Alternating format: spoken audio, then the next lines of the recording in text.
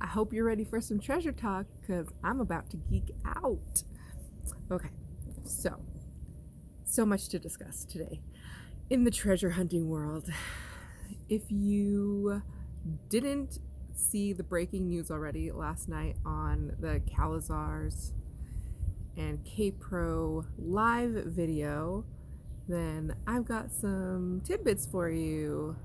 So last night on Dal's website, Dal Neichel's website, they finally released some pictures for us of the Forrest Fenn treasure and of Forrest checking it all out, going through it again, presumably with the finder present, but we have no pictures of the finder. Just Forrest checking out the treasure in some nondescript meeting room. And of course, a picture of the treasure chest open in the location where it was found, but of course zoomed in on the treasure chest, so you can't really see any discernible elements of the location. But nonetheless, we have pictures of the treasure, and it is obviously kind of worn and had been sitting there for a while. It doesn't look nearly as shiny as the pictures that we had seen from Forrest previously. So I don't know, I'm pretty satisfied with that. It warms my heart to know that Forrest was able to meet the finder and geek out a little bit with that person who was like the person that figured out his poem and the clues and everything, and to be able to meet them and see his treasure again and be part of all of this. I know that it must be hard for him with all of the lawsuits and the crazies coming out, being like really mean and accusatory towards him. So like that part I'm not super thrilled about. I'm sad that he has to go through all of that, but I'm really happy that he gets to have that kind of excitement of getting to meet the person and know that his treasure was found, and like the excitement of all of that.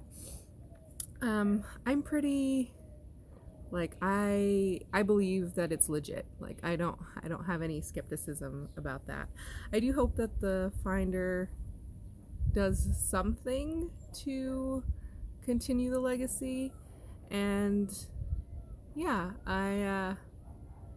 I wouldn't blame them if they want to stay anonymous with all of the crazies that have come out already. I'm sure that would just invite more issues into his life. So yeah, that's whatever, but it would be cool to have a little bit more information on the location, if it was just the state or just some of the clues, just like even some of the clues, not even all of the clues, just to give us like a little bit more like, oh, that's what that meant kind of thing. Just for, my own curiosity's sake.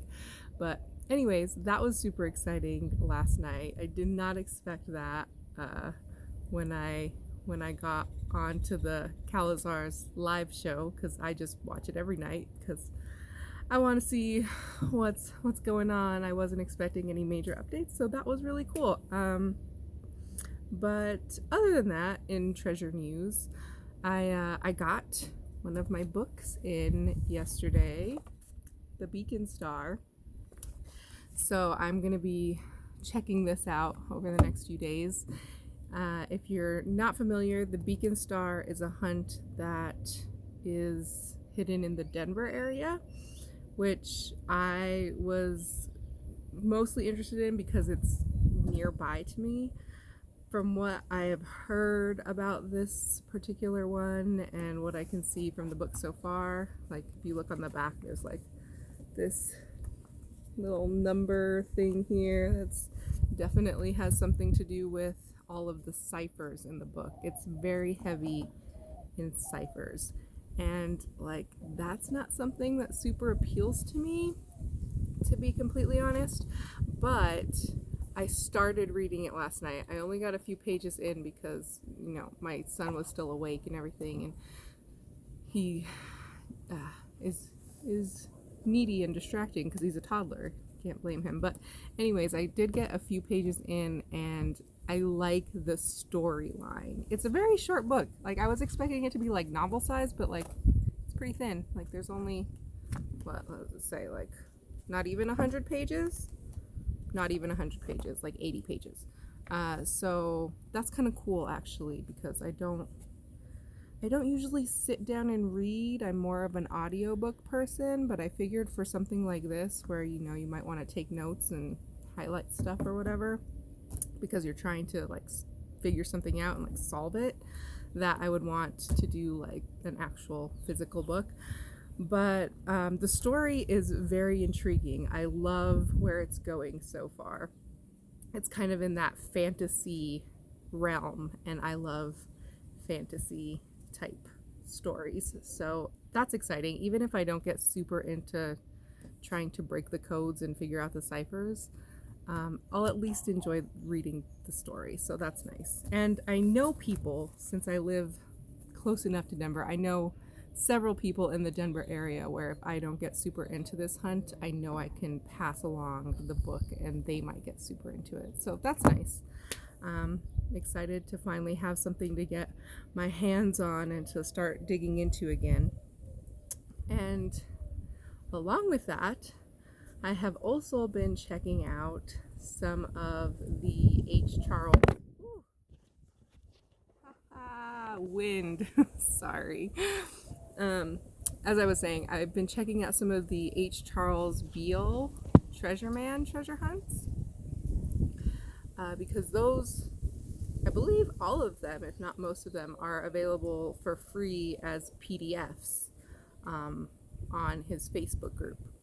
So I've been looking at some of those. I'm really excited about the Gallows Harbor one that isn't out yet. That's going to be like a novel length book, but most of them aren't anywhere near me, so I wasn't really thinking that I was gonna get into any of those right now.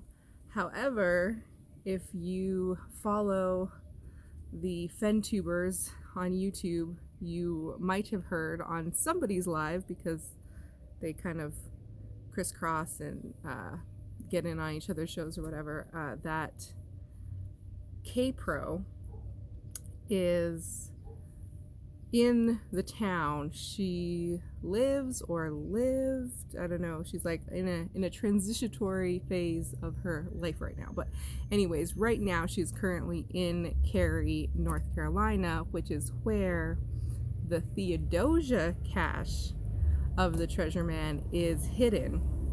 And she has said multiple times on the YouTube videos that she's been on that she is willing to go search for people, since she's there, for people that wouldn't be able to otherwise search in that area. So the other night, after one of the live shows, there was a live that they did talking about the Vegas dye search that is going to be coming out soon. I might talk about that after this, but anyways, on that show she had mentioned it again, I believe, and so I decided to check it out because why not. And it's a very short PDF. It's only 14 pages, and it was interesting. The thing about the treasure man hunts is that they're very much based on actual history, which I think is super cool. I've never been a history buff, but I find it fascinating, like learning these like little stories and stuff about different people and the times. And so I read through the whole thing in a couple hours and started Google Earth and mapping some locations, and pretty quickly I came up with a solve that I think is compelling. Obviously, it came from my own brain, so I'm a little bit biased, but I'm pretty excited about it. I emailed K-Pro and we've been corresponding a little bit, and